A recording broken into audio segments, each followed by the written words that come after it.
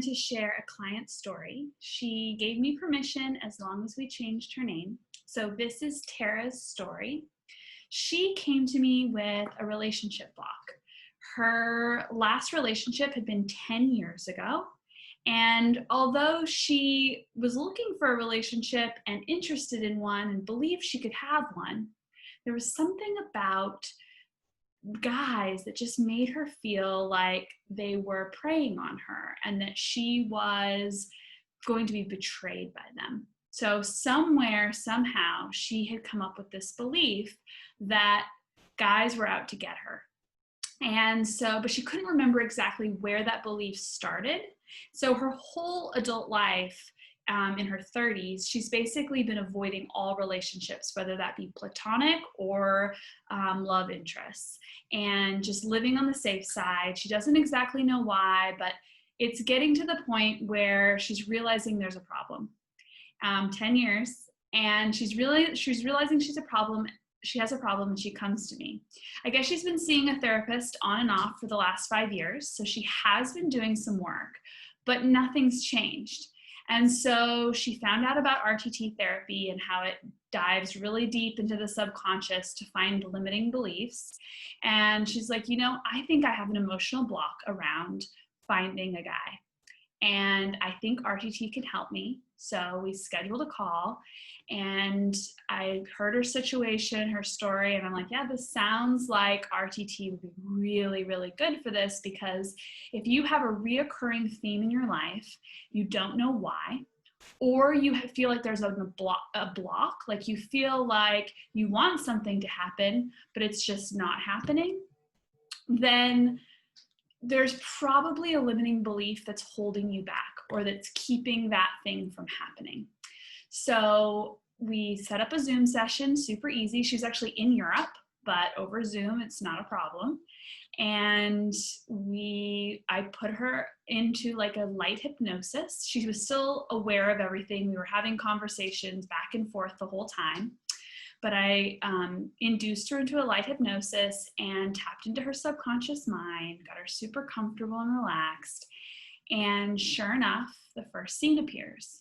Now, the first scene, she's in high school. She's in the hallway, and her best friend comes running up to her and says something like, "You're not really going to get back with him, are you? I saw him cheat on you.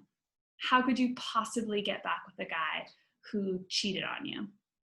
And this was, she'd been kind of going back and forth. She had heard rumors of this, but this was basically her best friend verifying the fact that, yes, indeed, the first love of her life had cheated on her. And she started feeling complete betrayal. She started feeling like the thoughts started spinning in her mind, like, am I even worth being honest to? Am I even worth being respected? Am I even worth love? And it put her mind into a fight or flight mode. Now, when your mind goes into a fight or flight mode, it starts creating beliefs pretty quickly that your mind thinks will keep you from ever experiencing this again. So it's survival mode. It kind of goes back evolutionary wise, and it just creates a belief that's a form of protection. Now, if you've experienced this any time in your life where you've been in a flight or fight moment, your mind is going to create beliefs to protect you. So her mind created the belief that love is painful. Avoid love at all costs, that you will be betrayed, and you're not even worth your worthiness is not there. And and so in this place of panic, her mind latched onto this idea as protection. Okay, so now fast forward many, many years later, she completely gets over that guy, although it was her first love, and it left a solid imprint in her system. So that imprint and that belief remained with her. And you might experience this, like old loves, parent relationships, they leave an imprint. And so if you don't address those imprints, especially if they're formed around fight or flight moments, you will continue to experience reoccurring patterns in your life that aren't serving you. So let's fast forward. So she fast forward, she actually ends up getting married out of high school. She says that it wasn't a love relationship. The love was questionable, but she felt a lot of social pressure to get married. So she went through with it, and guess what happened? Exact same pattern. So she, in the relationship, when she was talking about it, she said she felt like it was one-sided. She felt betrayed. She felt that it was a painful experience, and they were shortly divorced after. So as you can see, this pattern is now reoccurring because the mind wants to believe, it wants to validate its belief that it formed during a time of fight or flight. So yes, the next relationship, exact same situation. Why? Because she wants to, the mind wants to validate that exact thought, that exact experience. So it happened again. After that, she basically refused or avoided any kind of relationship after that because the first two were so painful. And so using RTT, we're able to actually back up, go back into that, her very first love experience, and release that trauma.